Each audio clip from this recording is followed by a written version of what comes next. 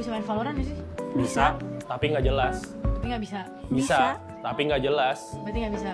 Bisa, Tapi nggak jelas. berarti nggak bisa. Bisa dong itu. Bisa apa? Paling nangkap satu orang. Setelah 2 bulan disibukkan dengan pemilu, ini saya sampai lupa nih. Kalau KPK nggak ada ketuanya. Iya beneran.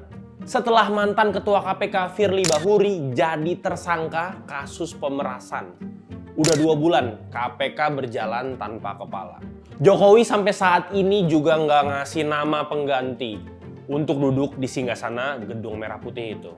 Padahal di Undang-Undang KPK udah jelas, setiap terjadi kekosongan, kursi pimpinan KPK harus segera diisi. Pak Presiden kemana? Lagi sibuk ngurusin pemenangan anaknya. Salah! Kan udah menang. Pemerintah berdalih masih dalam proses mengonfirmasi 4 kandidat yang pernah diajukan sebelumnya. Mereka adalah orang-orang yang tak terpilih dalam proses seleksi pimpinan KPK terakhir. Kenapa kok lama banget konfirmasinya?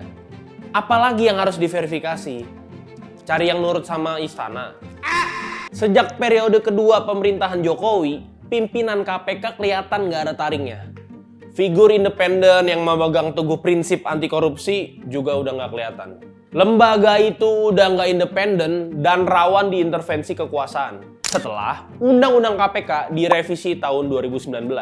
Semenjak itu juga KPK yang sekarang masuk rumpun eksekutif malah bermasalah.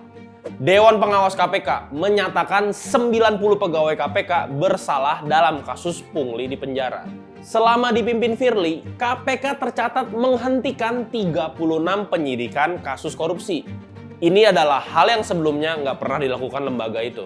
Kinerja KPK juga makin merosot.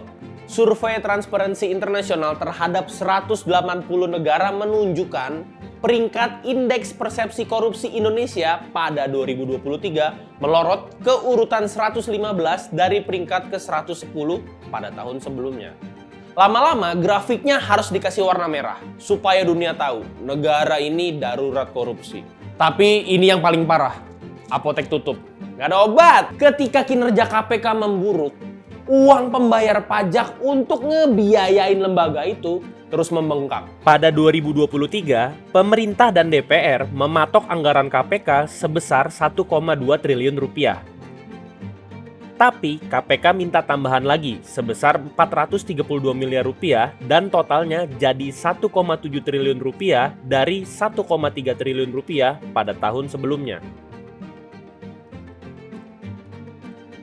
Sekarang, KPK udah kayak karyawan fresh graduate yang problematik. Gak bisa apa-apa, tapi banyak maunya.